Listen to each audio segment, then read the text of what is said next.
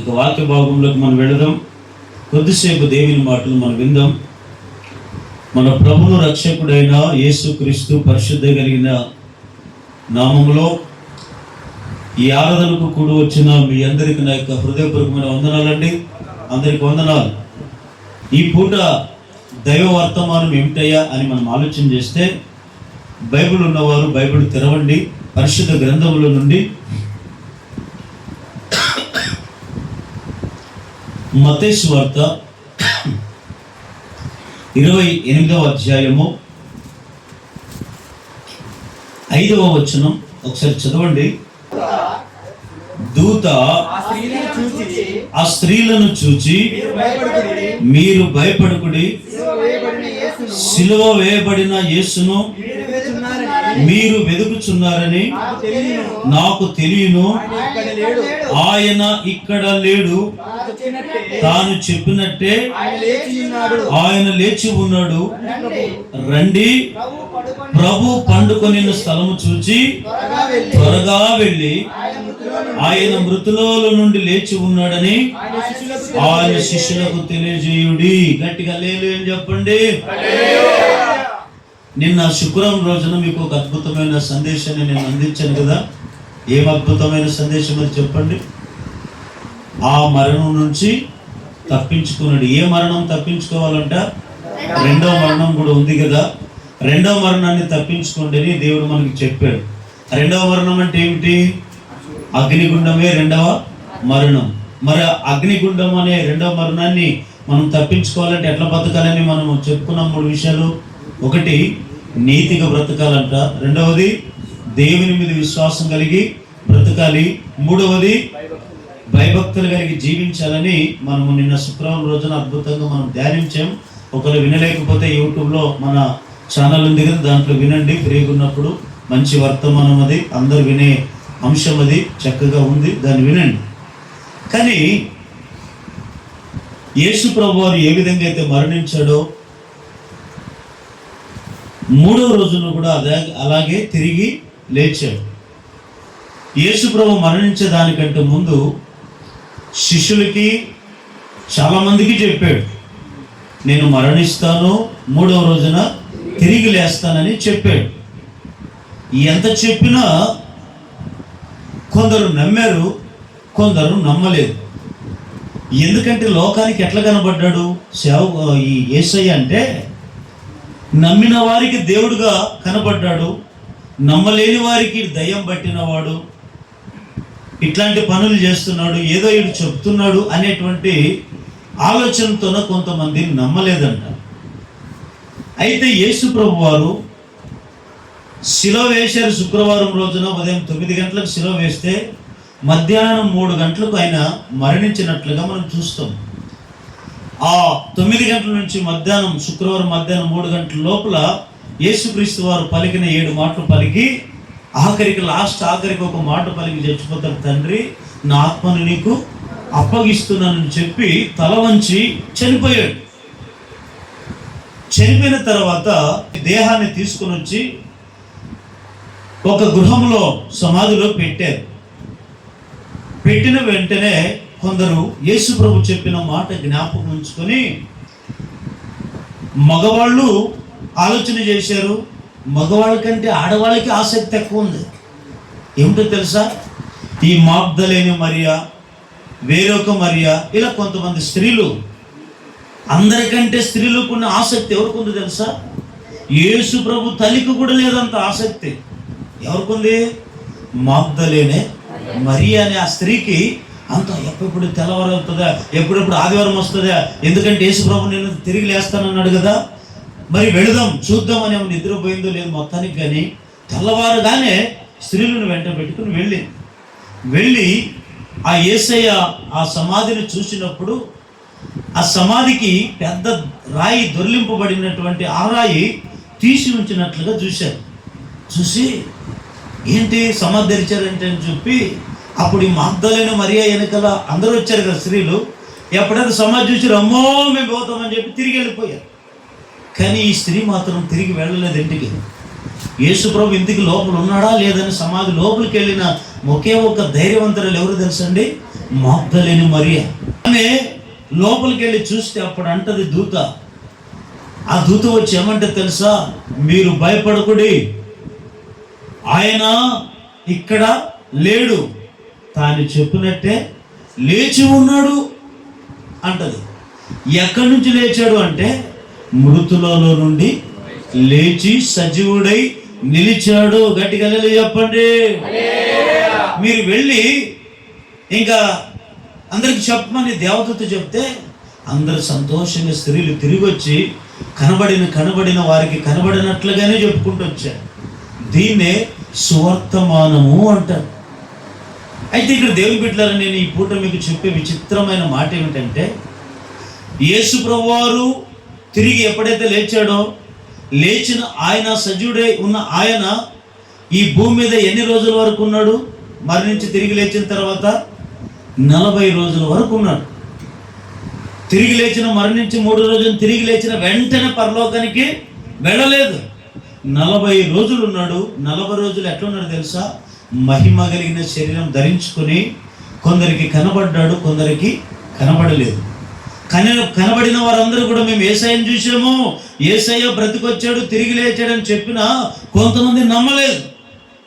కానీ ఎవరు నమ్మినా నమ్మకపోయినా యేసు ప్రభు శిష్యులు కనబడ్డాడు, వారికి చెప్పాడు, రండి ఒలీవ కొండకు మేము తీసుకొని వెళ్తాం అని. శిష్యులందరూ కూడా కొండకు దగ్గర తీసుకుని వెళ్ళి అప్పుడు ఏం చెప్పాడు తెలుసా? ఆయన ఆరోహణమై పరలోకానికి వెళుతూ ఉన్నప్పుడు ఒక మాట చెప్పాడు, శిష్యులారా, మీరందరూ సర్వలోకానికి వెళ్ళి సర్వసృష్టికి సువార్త ప్రకటించండి, నా నామములో అందరినీ మీరు శిష్యులుగా తయారు చేయండి అని చెప్పి వెళుతూ ఉన్నప్పుడు ఏం చేశారు తెలుసా? ఈ శిష్యులు, చదవండి అక్కడ 17, 16 వచ్చి నుంచి చదవండి. 11 మంది శిష్యులు యేసు తమకు నిర్ణయించిన గలిలయలోని కొండకు వెళ్ళిరి. వారు ఆయనను చూచి ఆయనకు మొక్కిరి గాని కొందరు సందేహించిరి. చాలు, అందరూ బాగా వినండి. ఇప్పుడు ఆయన పరలోకానికి ఆరోహణమై వెళ్ళిపోతూ ఉంటే ఏం చేశారు తెలుసా? కొందరు ఆయనకు మొక్కిరి గాని కొందరు ఏం పడ్డారు? సందేహపడ్డారు. ఈరోజు అంశం పేరేమిటంటే ఆయనకే మొక్కుడి. చెప్పండి, మరొకసారి చెప్పండి. ఎవరైనా అదే అంశం వినండి. యేసు ప్రభు ఆరోహణమై వెళ్ళిపోతూ ఉంటే ఈ శిష్యులందరూ కూడా ఏం చేశారు తెలుసా? యేసు ప్రభు వారికి మొక్కారంట. మొక్కారు. కొందరు మొక్కితే కొందరు సందేహం వచ్చింది. కానీ దేవుని బిడ్డలారా, ఈ పూట నేను చెప్పే మాట ఏమిటంటే, చాలామంది యేసయ్యను మొక్కుతున్నారు, కానీ ఏ మనసుతో మీరు మొక్కుతున్నారు అనేది మనం ఎప్పుడైనా చూసుకోవాలి. చాలామంది మొక్కుతున్నారు, మొక్కడం తెలుసు, కానీ ఎట్లా మొక్కాలో తెలియదు కొంతమందికి. అయితే ఇక్కడ కొంతమందికి సందేహాలతో ఉన్నాయంట. చూడండి, యేసు ప్రభు వారు మరణించి 3వ రోజున తిరిగి లేచి కనబడినా కూడా కొందరికి ఏముంది? సందేహాలు ఉన్నాయి. ఈరోజు కూడా కొంతమందికి మందిరానికి వస్తారు, పాటలు పాడుతున్నారు, వాక్యం వింటున్నారు, వాక్యం చదువుతున్నారు, దేవుని యందు విశ్వాసం ఉంచుతున్నారు, కానీ అన్ని చేస్తున్నారు, కానీ కొందరికి సందేహాలు మాత్రము పోవు. ఏమిటి కొందరికి సందేహాలు అంటే, ఎప్పుడు ఈ సందేహాలు వస్తాయంటే, మనిషి ఎప్పుడైతే ఉన్న విశ్వాసాన్ని వదులుకుంటాడో, దేవుని మీద ఉన్న భయభక్తిని ఎప్పుడైతే వదులుకొని దేవుడు ఉన్నాడా లేడా, కొద్ది కష్టాలు, కన్నీళ్ళు, బాధలు, శ్రమలు మనకి కొన్నిసార్లు ఎదురైనప్పుడు, ఎంత ప్రార్థన చేసినా అవి తొలగకున్నప్పుడు మనుషులకి కొన్నిసార్లు సందేహాలు వస్తాయి. దేవుడు అనేవాడు ఉంటే నాకు ఎందుకు ఇట్లా జరుగుతుంది, దేవుడే ఉంటే నన్ను ప్రార్థన ఎందుకు ఆలకించడని కొన్నిసార్లు మొక్కేవాళ్ళు కూడా మొక్కుకోకుండా ఎందుకు ప్రార్థన చేసుకోవాలి, ఎందుకు మందిరానికి వెళ్ళాలి, ఎందుకు నేను దేవుని వాక్యాన్ని వినాలి, ఆయన దేవుడో కాదో, ఉన్నాడో లేదో అనే సందేహాలు ఆ దినంలో ఉన్నాయి, ఈ దినంలో కూడా ఉన్నాయి. అందుకే చాలామంది సందేహాలు పడుతూ దేవుని మొక్కుతారు. చాలామంది సందేహాలతో మొక్కడం వల్ల వారికి ఏ లాభం లేదు. పరిశుద్ధ గ్రంథంలో ఇంకొక మాట నేను మీకు జ్ఞాపకం చేస్తాను, వినండి. యేసు ప్రభు వారు సముద్రంలో, యేసు ప్రభుతో పాటు యేసు ప్రభు శిష్యులు అందరూ కూడా సముద్రంలో వెళుతున్నారు. తెల్లవారుజాము 4 గంటలైంది. తెల్లవారుజాము 4 గంటలప్పుడు యేసు ప్రభు, ఈ శిష్యులు మాత్రమే ఆ పడవలో వెళుతూ ఉన్నారు ప్రయాణమై. యేసు ప్రభు అందులో లేడు. ఈ శిష్యులందరూ కూడా ఆ సముద్రంలో ఆ పడవలో ప్రయాణం చేస్తూ ఉంటే తెల్లవారుజామున 4 గంటలప్పుడు పెనుగాలులు, తుఫాన్లు చెలరేగాయి. పెనుగాలులు, తుఫాన్లు ఎప్పుడైతే చెలరేగిపోయాయో అందరికీ సందేహాలు వచ్చాయి. అందరూ భయపడ్డారు. చావంటే ఎవరికి భయం ఉండదు? అందరికి భయమే కదా. మేము ఎక్కడ చేస్తామో, సముద్రంలో మా పడవ ఎక్కడ మునిగిపోతుందో, మేము అందరం కూడా బతకలేమే, సముద్రంలో మధ్యన మేము ఉన్నామే అని వారందరూ కూడా కేకలు పెట్టి అరుస్తూ ఉంటే ఆ 4 గంటల తెల్లవారుజాము 4 గంటల వేళ తెల్ల వస్త్రాలు ధరించుకొని యేసు ప్రభు వారు సముద్రం మీద నిలబడ్డాడు. నిలబడితే ఈ శిష్యులు ఉన్నారు కదా, ఆ ఈరు పడే బాధ వీరుకుంటే సముద్రం మీద నీళ్ళ మీద నిలబడిన ఆ తెల్ల బట్టలు, వాస్తవంగా తెల్ల బట్టలు వేసుకునే వాళ్ళని ఏమనుకోవాలి? దయ్యాలు అనుకోవాలా, దేవుడు అనుకోవాలా? చాలామంది చెప్పండి, చాలామంది తెల్ల బట్టలు వేసుకుంటే ఎక్కువ ఏమనుకుంటారు? దయ్యాలమ్మో, దయ్యమమ్మా, ఇంటికి తీసుకునింది, తెల్ల బట్టలు వేసుకుంది, తలజీరు కట్టుకునింది అంటుంటారు. కొందరు చూడండి, ఈ యేసు ప్రభు వారు అలాగే తెల్ల బట్టలు వేసుకుని నిలబడి మెరుస్తూ నిలబడుతుంటే ఈ అందరూ కూడా అమ్మో భూతం భూతం భూతం అంటే దయ్యం దయ్యం అని అరుస్తున్నారు. అప్పుడు యేసు ప్రభు వారు అంటాడు, ఇదిగో సీమోను పేతురు, నేను మీరు అనుకున్నట్లుగా దయ్యము కాదు. మరి ఎవరు నువ్వు అంటే, నేను నజరేయుడైన యేసయ్యను అంటాడు. అయినా నమ్మట్లేదు. చదవండి ఆ మాట, మత్తయి సువార్త 14వ అధ్యాయము 31వ వచనం చదవండి.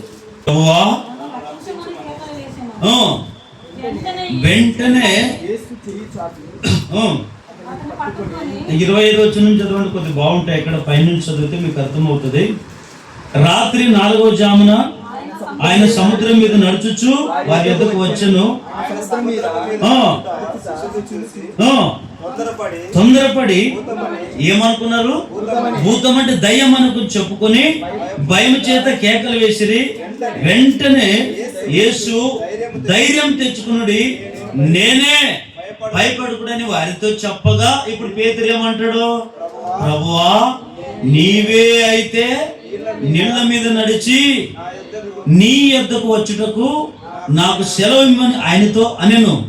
ఆయన రమ్మనగానే పేతురు దోణి దిగి యేసునొద్దకు వెళ్ళుటకు నీళ్ళ మీద నడిచెను గాని గాలిని చూచి భయపడి మునిగిపోయి సాగి, ప్రభువా నన్ను రక్షించమని కేకలు వేసెను. వెంటనే చేయి చాపి అతని పట్టుకొని, అల్ప విశ్వాసి, ఎందుకు నువ్వు సందేహపడితివి? చూడండి ఒకసారి గట్టిగా చెప్పండి. పేతురు ఏమంటాడు? ప్రభువా, నీవే అయితే నేను కూడా నీళ్ళ మీద నడవడానికి నాకు కూడా సెలవు అంటాడు. అప్పుడు యేసయ్య అంటాడు, సరే నేను నీళ్ళ మీద నడాలని ఆశ ఉంది కదా, రా అంటాడు. రా అంటే అప్పుడు ఏం చేశాడు తెలుసా? నీళ్ళ మీద నడవాలని ఆశ ఎవరికి వచ్చింది? శిష్యులందరిలో పేతురు అనేటువంటి ఒక్క వ్యక్తిగా వచ్చింది ఆ డౌట్. ఎందుకంటే ఈ వ్యక్తి యేసు ప్రభువును వెంబడిస్తాడు కానీ ఎప్పుడు అనుమానమే, యేసు ప్రభువును వెంబడిస్తాడు కానీ ఎప్పుడు సందేహాలే. మాట వెళితే నీ కొరకు ప్రాణం పెడతానంటాడు కానీ సందేహం. మాట వెళితే ప్రభా ఎవరున్నా లేకపోయినా నీ వెంట ఉంటాను అంటాడు కానీ ఎప్పుడు కలవరం. నేను అంటాను, నిజంగా పేతురుని మెచ్చుకోవచ్చండి. ఎట్లా తెలుసా? భయపడి కూడా కనీసం ధైర్యమైన పరుస్తాడు. ఆఖరి ప్రాణం మీదకి వచ్చేసరికి తప్పించుకుని తిరుగుతాడు. ఈరోజు అట్లా కూడా లేదు కొంతమంది. అప్పుడు ఏం చేస్తాడు? రమ్మంటాడు. వెంటనే 2-3 అడుగులు లేచాడు కానీ యేసు ప్రభు చూసినంత వరకు నడిచాడు. ఎప్పుడైతే యేసు ప్రభుని చూసేది వదిలిపెట్టి మధ్యలో గాలిని ఎప్పుడైతే చూశాడో ఏమొచ్చింది ఆయనకి? అల్ప విశ్వాసం అనే సందేహం వచ్చింది. నేను నడుస్తానా నడనా, నేను ఆయన దగ్గరికి వెళ్తానా వెళ్ళనా, నేను ఇక్కడే మునిగిపోయి చేస్తానా, ఇదే సందేహాలంటే. కొంతమంది చూడండి, ప్రార్థన పోతాను, ప్రార్థన చేసుకుంటాను, మరి నేను బాగుపడతానా, దేవుడు నా ప్రార్థన వింటాడా, ఇవి సమస్యలు తీరుతాయా, మరి బాప్తిసం తీసుకుంటే బాగుపడతానా, లేదా నా అప్పులు తీరుతాయి, ఇవన్నీ కూడా కొన్నిసార్లు మనుషులకి ఏమనిపిస్తుంది అంటే, ఎంత ప్రార్థన చేసుకునే వ్యక్తి అయినా కొద్దిగా గాలి అనే శ్రమలు ఎప్పుడైతే చూస్తాడో, ఏసైనా చూడుకోకుండా గాలి అనే శ్రమలు ఎప్పుడైతే చూస్తాడో వారిలో ఏమొస్తుందంటే అల్ప విశ్వాసం అనేది. అల్ప విశ్వాసంతో పాటు ఏమొస్తాయి? సందేహాలు. సందేహం ఎప్పుడైతే వచ్చిందో మునిగిపోయి సాగాడంట. వెంటనే ఈయన ఏం చేశాడు తెలుసా? ప్రభో నన్ను కాపాడు, నన్ను రక్షించమని కేకలు వేశాడు. అసలు యేసు ప్రభు దేవుడే కాపాడే దేవుడిని అక్కడ ముందు పెట్టుకుని ఎవరు నడుస్తారా? చూడండి ఎంత పిరికాత్మ. కొన్నిసార్లు యేసు ప్రభుని పెట్టుకొని ప్రభువా నన్ను, అప్పుడు ఏమంటాడు? వెంటనే చేయబట్టుకొని ఏమంటాడు? వెంటనే అల్ప విశ్వాసి ఎందుకు నువ్వు సందేహపడ్డావు అంటాడు. అంటే పేతురు నీళ్ళ మీద నడవాలని ఆశ ఉంది, కానీ సందేహం వలన దేని మీద నడవలేదు. అంటే కొన్నిసార్లు మన జీవితంలో సందేహాలు, సంశయాలు మనలో ఉంటే నీ జీవితం ఎప్పుడు బాగుపడవండి. సందేహాలు ఉన్నవారి ఇంట్లో, సందేహాలు ఉన్నవారి జీవితంలో ఎప్పుడు వారు సంపూర్ణంగా మారలేరు. ఇంక ఎంత ప్రార్థన చేసినా, ఎంత మందిరానికి వచ్చినా, ఎంత వారు వాక్యం విన్నా వారిలో సందేహాలని ఎప్పుడు వెళ్ళిపోవాలి. సందేహాలంటే అర్థం ఏమిటంటే అనుమానాలని అర్థం. చెప్పండి, సందేహాలంటే అర్థం ఏమిటి? అనుమానాలని అర్థం. ఈ అనుమానాలు, సందేహాలు మనకు ఉండకూడదండి. మరి సందేహాలు, అనుమానాలు మనకి ఎవరు కలగజేస్తారంటే దేవుడు ఎప్పుడు సందేహాలు, అనుమానాలు పెట్టడు. సాతాను అనేవాడు కొన్నిసార్లు అనుమానాలు పెడతాడు, సందేహాలు పెడతాడు. ఈరోజు కూడా కొంతమంది విశ్వాస యాత్రలో ముందుకు వెళ్ళకోకుండా ఎందుకు వాళ్ళు ముందుకు వెళ్ళలేకపోతున్నారంటే వారిలో ఉండే అనుమానాలే దానికి కారణం అండి. కాబట్టి దేవుని బిడ్డలారా, ఈ అనుమానాలు, సందేహం వల్ల నీళ్ళ మీద నడవలేదు. వెంటనే చేయబట్టుకొని నడిపించాడు. ఆ వెంటనే అప్పుడు ఏం చేశారు? కింద అక్కడ 33 వచనం చదవండి. ఇప్పుడు అంతటా ధోనిలో నున్నవారు వచ్చి నీవు నిజముగా దేవుని కుమారుడని చెప్పి ఆయనకు మొక్కిరి. చాలు, అందరు గట్టిగా చెప్పండి. ఎప్పుడు మొక్కారు? ఒక వ్యక్తి చచ్చిపోతాడనే పరిస్థితిలో ఉన్నప్పుడు ఎప్పుడైతే చేయబట్టుకొని బతికించాడో అప్పుడు ఏం చేశారు? నిజముగా ఆయన దేవుడు అని చెప్పి అప్పుడు ఏం చేశారు? మొక్కారు. సందేహాలు ఉన్నప్పుడు మొక్కారా? మొక్కలేదు. అనుమానాలు ఉన్నప్పుడు ఎవరైనా మొక్కుతారా? ఎవరు మొక్కరండి. కానీ ఇక్కడ పేతురు ఎప్పుడైతే ఆయన నీళ్ళలో మునుగొకుండా ఎప్పుడైతే ఆయన కాపాడాడో అందరూ మొక్కారు, ఈయనే నిజమైన దేవుడు అని. కానీ ఇక్కడ మీకు చెప్పే మాట ఏమిటంటే మనం అందరము ఆయన మొక్కాలి. కొంతమంది దేవునికి మొక్కుతారంటే 1 రాజుల గ్రంథము 11వ అధ్యాయము 31వ వచనం, ఇశ్రాయేలీయుల దేవుడు అయిన యెహోవా సెలవిచ్చినదేమనగా, జనులు నన్ను విడిచిపెట్టి అస్తరోతు అను సీదోనీయుల దేవతకు,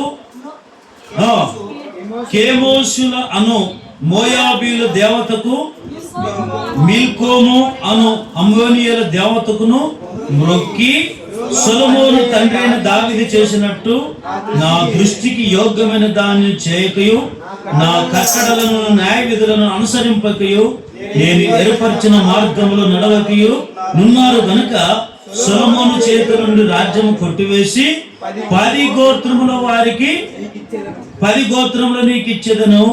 అయితే నా సేవకుడైన దావీదు నిమిత్తము నేను యెరూషలేము పట్టణమును కోరుకున్నందున ఇశ్రాయేలు గోత్రముల నుండి నేను వారి గోత్రమును ఉండనిత్తును. చాలు, ఇక్కడ బాగా వినండి. సొలొమోను అనేటువంటి వ్యక్తి ఎవరి కుమారుడు అండి? చెప్పండి, ఎవరి కుమారుడు? దావీదు కుమారుడు సొలొమోను. ఈ సొలొమోను ఎప్పుడైతే దేవుని నమ్ముకున్నాడో, ఆయన పుట్టిన దినం మొదలుకొని ఆయన దేవుని చేత ఎన్నుకోబడ్డాడు, ఏర్పరచబడ్డాడు కనుక కొన్ని సంవత్సరాలు ఏం చేశాడు తెలుసా? యెహోవానే మొక్కాడు. అంటే యేసయ్యనే మొక్కాడు. ఎప్పుడైతే కొద్దిగా ఆయన మనసు మార్చుకున్నాడో, ఆయన భార్యలంతా ఆయన హృదయాన్ని తిప్పివేశారో, ఎప్పుడైతే ఆయన సందేహాలు పడ్డాడో, ఎప్పుడైతే అనుమానంతో బ్రతికాడో, వెంటనే లోకపు ఆశలో ఏం చేసేది తెలుసా? అన్య దేవతలకు మొక్కే స్థితికి వచ్చాడు. ఒకప్పుడు దేవుని మొక్కినోడు, ఒకప్పుడు దేవుని కొరకు వైరాగ్యం కలిగి బతికిన వాడు, ఒకప్పుడు ఆయన కట్టడలు, ఆయన ఆజ్ఞలు, ఆయన భయభక్తిని మానుకోకుండా జీవించిన వ్యక్తి ఆఖరికి ఏమైపోయాడు తెలుసా? సొలొమోను ఆఖరికి భార్య మాటలు విని ఏం చేశాడు? భార్య మాటలు విని ఏం చేశాడు తెలుసా? అన్య దేవతలను మొక్కడం ప్రారంభించాడు. కానీ వాళ్ళందరూ ఏం చేశారు? సొలొమోన్ని, దేవునిలో ఉన్న అతను ఆఖరికి వారి వైపు త్రిప్పుకున్నారు. త్రిప్పుకోవేయబడినటువంటి అతను ఏం చేశాడు తెలుసా? అన్య దేవతలను మొక్కడం ప్రారంభించారు. ఈ రోజు కూడా చాలామంది అన్య దేవతలను మొక్కుతారు, జీవం లేని దేవునికి మొక్కుతారు. కొంతమంది దేవుడు కోరుకున్నది ఏమిటంటే నీ హృదయం. కొంతమంది విగ్రహార్థనకి, దేవతలకు, అన్య దేవతలకు మొక్కుతారు, దేవుళ్ళు కానీ దేవుళ్ళకు మొక్కుతారు. అలా మొక్కుకోవడం వల్ల నీకు ఏ లాభము లేదు, నిత్య నరకమే నీ గమ్యం. ఇంకా కొంతమంది దేనికి మొక్కుతారంటే అక్కడే రెండవ రాజుల గ్రంథం 21వ అధ్యాయము 3వ వచనం. అబ్రహాం అనేటువంటి వ్యక్తి ఉన్నాడు కదండి. ఈ అబ్రహాముకి శారాకి కొన్ని సంవత్సరాలు పిల్లలు లేదండి. తర్వాత శారమ్మ దాసినిస్తే ఇస్మాయిల్ పుట్టాడు. తర్వాత శారను దేవుడు జ్ఞాపకం చేసుకుని చక్కటి కుమారుని ఇస్తాడు. ఆ కుమారునికి ఏం పేరు పెడతాడు? అబ్రహాము ఇస్సాకు అని పేరు పెడతాడు. ఆ ఇస్సాకు కొంత వయసు, అంటే చిన్న బాలుడుగా ఉన్నప్పుడే దేవుడు గర్భఫలం ఇచ్చినంత ఇచ్చి అబ్రహామును పరిశోధిస్తాడు, పరీక్షిస్తాడు. ఎందుకు పరీక్షిస్తాడు, ఎందుకు పరిశోధిస్తాడంటే అబ్రహాము దేవుని నమ్ముకున్న నాట మొదలుకొని సత్యంత వరకు ఎక్కడ ఆయన సందేహపడినట్లుగా ఆయన జీవితంలో లేదు, ఎక్కడ కలవరపడినట్లుగా ఆయన జీవితంలో లేదు. దేవుడు ఏ ప్రాంతానికి వెళ్ళమంటే ఆ ప్రాంతానికి వెళ్ళేవాడు. అక్కడ వసతులు ఉన్నాయా లేదని ఆలోచన చేసేవాడు కాదు. అక్కడ ఎవరైనా ఇంకొక జనసంఘం ఉందా అని ఆలోచన చేసేవాడు లేదు. అక్కడ ఏమైనా మనకు వసతులు దొరుకుతున్నాయా లేదని ఆలోచన. ఈరోజు మనం వాళ్ళని చర్చికి రండి అంటే ఆ కుర్చీలు ఉన్నాయా, ఏసీలు ఉన్నాయా, ఆడేమన్నా మాకు పెడతారా, అక్కడ ఏమన్నా మాంసం పెడతారా? చూడండి, మనుషులు ఇట్లాగా. అబ్రహాము ఇవన్నీ కూడా ఆలోచన చేసేవాడు కాదు. అబ్రహాంకి దేవుడు ప్రత్యక్షమైనప్పుడల్లా అబ్రహాం వాళ్ళ దేశానికి వెళ్ళమంటే సరే ప్రభా వెళ్తా. ఇంకొక మాట మాట్లాడు, ఏంటికి వెళ్ళాలి ప్రభా? ఆడు ఎవరున్నారు? మా అన్నలు లేరే, నా తల్లిదండ్రులు లేరే, నాన్నెందుకు వెళ్ళాలి? ఇట్లావన్నీ ఏం మాట్లాడలేదు. వాళ్ళ దేశానికి వెళ్ళి అక్కడే ఉండమంటే అక్కడే ఉండాలి అంతే. ఇప్పుడైనా బిల్డింగ్లు కడుతున్నాం, ఇప్పుడైనా రేకులు వేసుకుంటున్నాం. అప్పుడు ఏది డేరాలు కట్టుకునేవాళ్ళు, దాన్నే గుడారాలు అంటారు. దాన్నే గుడారాలు అంటారు. గుడారాలు అంటే కూడా కొంతమందికి అర్థం కాదు.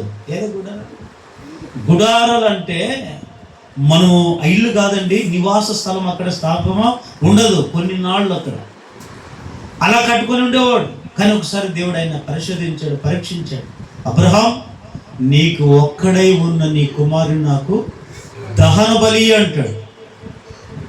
దహన బలి అంటే అప్పుడు ఏమనాలి? వాస్తవంగా ఒకరు మన మాటకు వస్తే దేవుడు మనకు బాగా ఒక 5 లక్షలు ఇచ్చాడు అనుకోండి. 5 లక్షలు ఇచ్చినంత ఇచ్చి మన ప్రదర్శన అట్లా 5 లక్షలు ఇచ్చి ఇదిగో ప్రదర్శన నువ్వు మరి తిరిగి నాకు 5 లక్షలు అంటే అప్పుడు ఏమంటాడు? ఏ పోదేవుడా, నువ్వు 5 లక్షలు ఇచ్చినంత ఇచ్చి మరి తీసుకుంటావా? అన్నని అంటాడు, నేనని అంటాను, మీరని అనొచ్చు మన మానవునికి. కానీ ఈ అబ్రహాము కుమారుని లేక లేక వృద్ధాపములే ఇచ్చాడు. ఇవ్వమనింది ఎవరు, మరి అడగమనింది ఎవరు? కానీ ఇక్కడ కొందరికి అర్థం కాదు.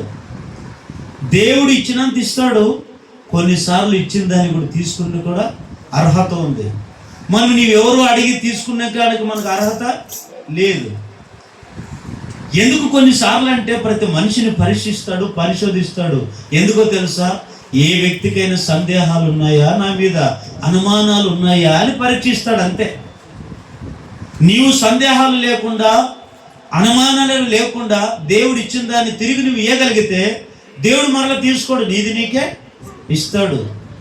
అబ్రహాముని అడిగాడు, వెంటనే ఏం చేశాడు తెలుసు? అక్కడ ఆదికాండము 22వ అధ్యాయము చదవండి, మొదటి వచనం చదవండి ఒకసారి.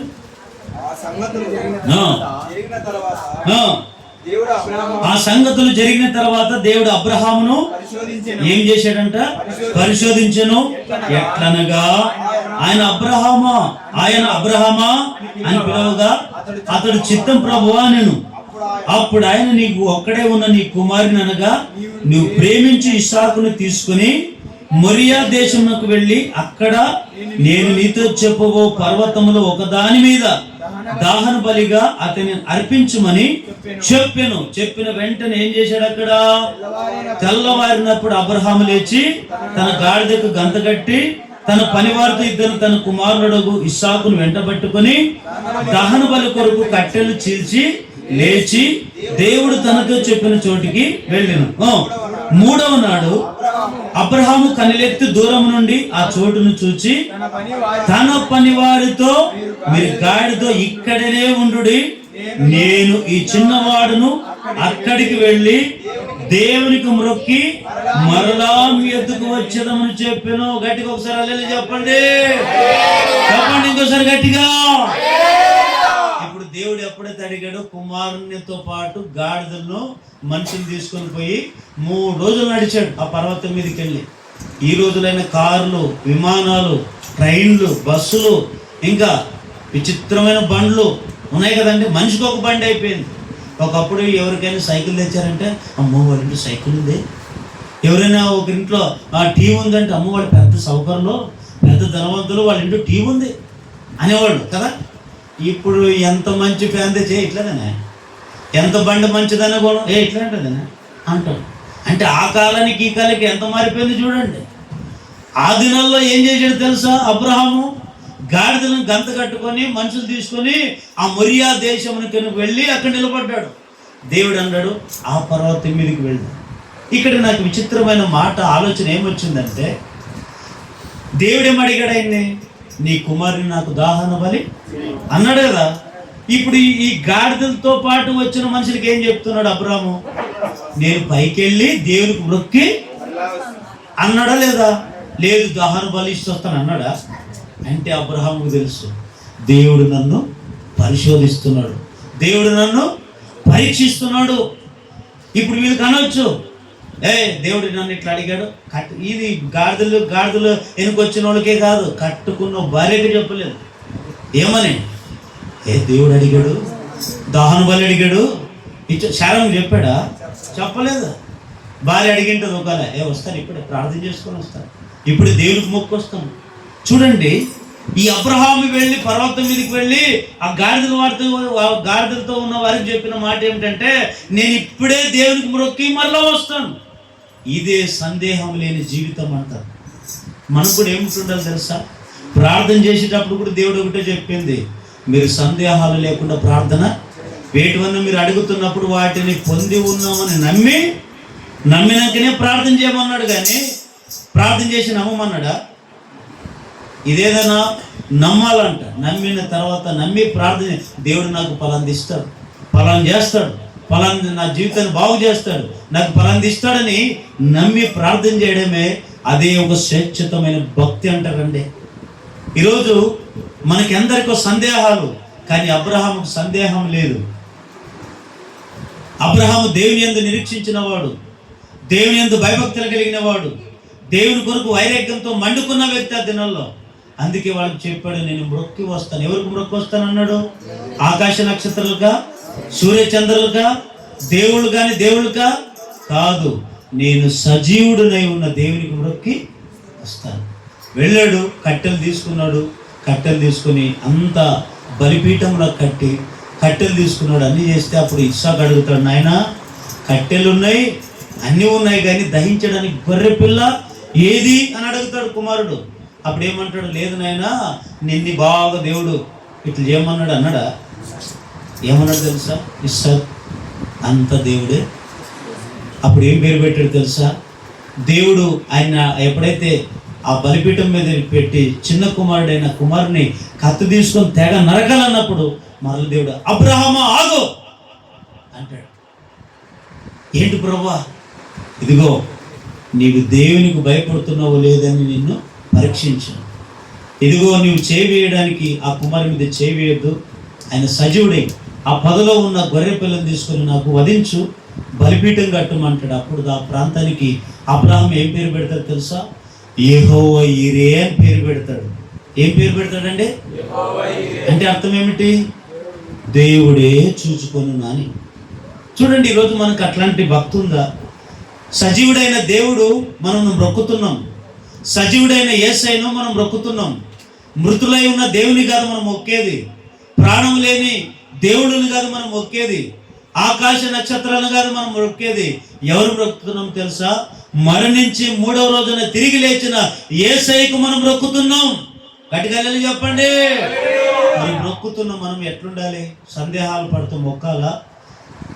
సందేహం లేకుండా మనం మొక్కాలా? సందేహం లేకుండా మనము మొక్కాలి, అనుమానాలు లేకుండా మనము మొక్కాలి. మరి ఇక్కడ మనం పాయింట్లోకి వద్దాం. అనుమానాలు లేకుండా, సందేహాలు లేకుండా యేసయ్యకు మనం మొక్కితే దేవుడు చేసే కార్యాలు ఏమిటో ఒక 3 విషయాలు చెప్పి నేను ముగిస్తానండి. మొదటి మాట చదవండి.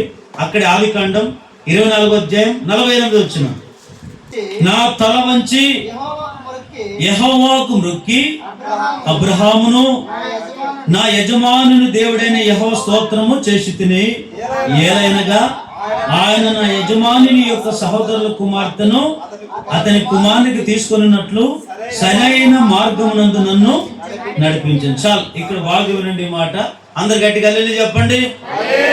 యేసయ్యకు మనం మొక్కితే దేవుడు చేసే గొప్ప కార్యాలు ఏమిటో తెలుసా?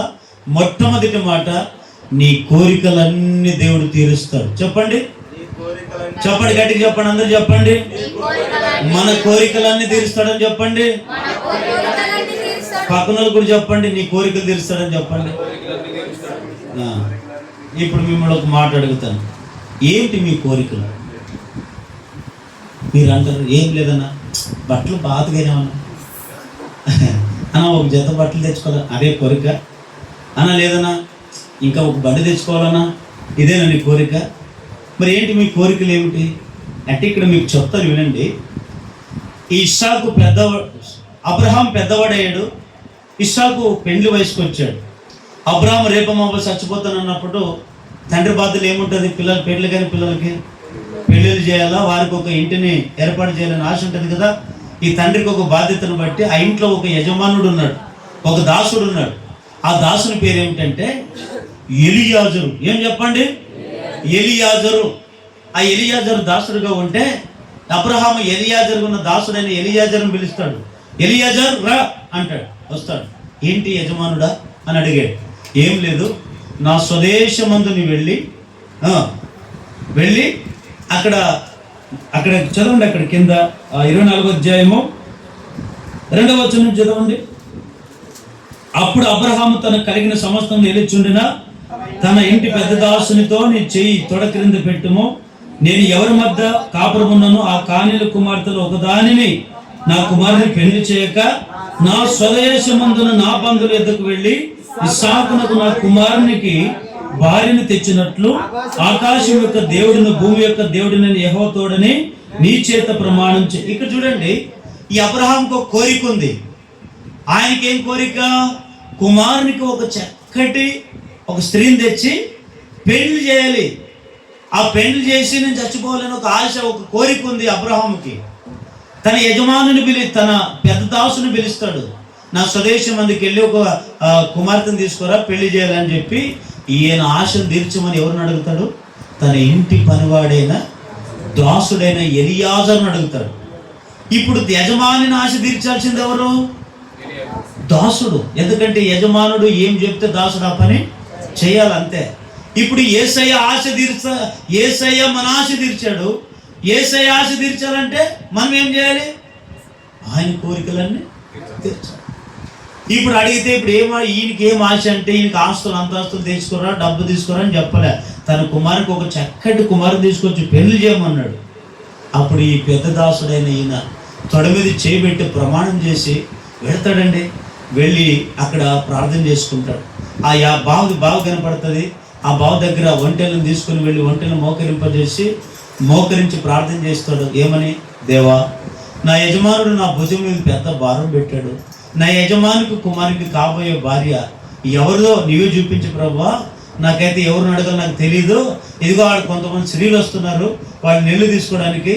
ఏ స్త్రీ అయితే అమ్మా నేను దాహమా అని అడుగుతానో నాకు దాహం తీరుస్తుంది, అలాగే ఒంటెలకు కూడా దాహం. ఏ స్త్రీ అయితే దాహం తీరుస్తుందో ఆ స్త్రీనే నా యజమానికి కుమారుని కాబోయే భార్య అని తన మనసులో నిశ్చయించుకొని ఆశతో ప్రార్థన చేస్తాడండి. వెంటనే ఆ స్త్రీలు కొంతమంది వస్తున్నారు. అందులో ఒక చక్కటి స్త్రీ ఉంది. ఏం పేరు? ఆమె పేరు రిబకా ఉంది. ఆమె వచ్చదండి. అప్పుడు ఈమె అడుగుతుంది, అమ్మా ఈయన అడుగుతాడు, అమ్మా కొంత నీళ్ళు ఇస్తావు, దాహం వేస్తుంది అంటే అప్పుడు ఏమంటుంది ఆమె? అయ్యా నీ ఎవరో నాకు తెలీదు, అయినా నీకు నీళ్ళు పోస్తాను, నీకు నీళ్ళు దాహం తీరుస్తాను, అలాగే నీ ఒంటెలకు కూడా. మీరు తర్వాత అధ్యాయంతో మీరు చదువుకోండి, పెద్ద హిస్టరీ ఉంటుంది. అప్పుడు ఏం చేస్తుందంటే, అప్పుడు తన మనసులో ఏ విధంగా ప్రార్థన చేసుకున్నాడో ఇప్పుడు ఆయన ప్రార్థన ఏం చేసినట్లడా? ఫలించినట్లా లేదా? ఫలించింది. వెంటనే అప్పుడు ఏమంటాడు తెలుసా? తన వెళుతూ ఈయన సామాన్య మానవుడా, ఎట్లో దేవుడు స్థిరపరుస్తాడు, వివాహం జరుగుతుంది. ఇంకా ఈమెకి వెళ్ళినప్పుడు ఆమెకు ముక్కు కమ్ములు ఏమి చేసి కడియాలు తీసుకుని వెళ్ళాడు. ఇప్పుడు ఎవరైనా అమ్మాయిని చూడడానికి వెళ్తున్నారు ఇట్లా, మా పిల్లోడు 10వ తరగతి చదివినాడు, మీ ఇంట్లో డిగ్రీ చదివిన అమ్మాయి ఉందా అంటుంటారు.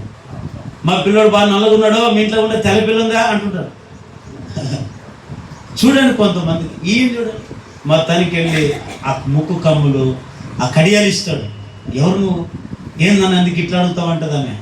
లేదు ఇట్లా పలానా. ఇంకా పారిపోయి తండ్రికి చెప్తుంది. అప్పుడే మాట అంటాడు, ఎవరయ్యా నువ్వు? ఈ రిబ్కా తండ్రి అడుగుతాడు, ఎవరు నువ్వు, ఎందుకు వచ్చావు? లేదయ్యా నా యజమానుడు అబ్రహాం ఉన్నాడు, ఆయన నాకు ఇట్లా పెట్టాడు, ఆమె నేను ఇట్లా ప్రార్థన చేసుకుంటే దేవుడు ఆమెను ఇట్లా చూపించాడు, అందుకే చెప్పాను, అందుకే దేవునికి మొక్కుకున్నాను అంటాడు. అంటే ఇప్పుడు అబ్రహాము కోరికల్ని తీర్చాడు, ఎలియాజరు కోరికలన్నీ కూడా తీర్చాడు. వెంటనే ఏమంటాడు రిబ్కా తండ్రి? ఏమంటాడు? ఇది యెహోవాయన కరిగిన కార్యం, మేము అవునని కానీ కాదని కానీ చెప్పం. ఇదిగో నువ్వు కోరుకున్నావు. అప్పుడు ఆమెను అడుగుతారు, అమ్మ రిబ్కమ్మ నీ పోవడానికి నీకు ఇష్టమనా? తల్లిదండ్రులకు మాటకు లోబడిందండి. సరే నేను వెళతాను, ఇష్టమే. అప్పుడు తీసుకుని వెళ్ళి ఇస్సాకుకు జతపరిచాడు, వారి వివాహము. అయితే ఇప్పుడు మీకు చెప్పే మాట ఏమిటంటే, యేసయ్యకు మనం మొక్కితే ఆనాడు అబ్రహాము కోరికలు నెరవేర్చినట్లుగా, ఎలియాజరు కోరికలు తీర్చినట్లుగా మన కోరికలు కూడా తీరుస్తాడు. అయితే నీవు ఎట్లా మొక్కాలంటే సందేహాలు లేకుండా మొక్కుతున్నావు మంచిదే, సందేహాలు మొక్కుతున్నావు అందుకే నీ కోరికలు తీర్చట్లే.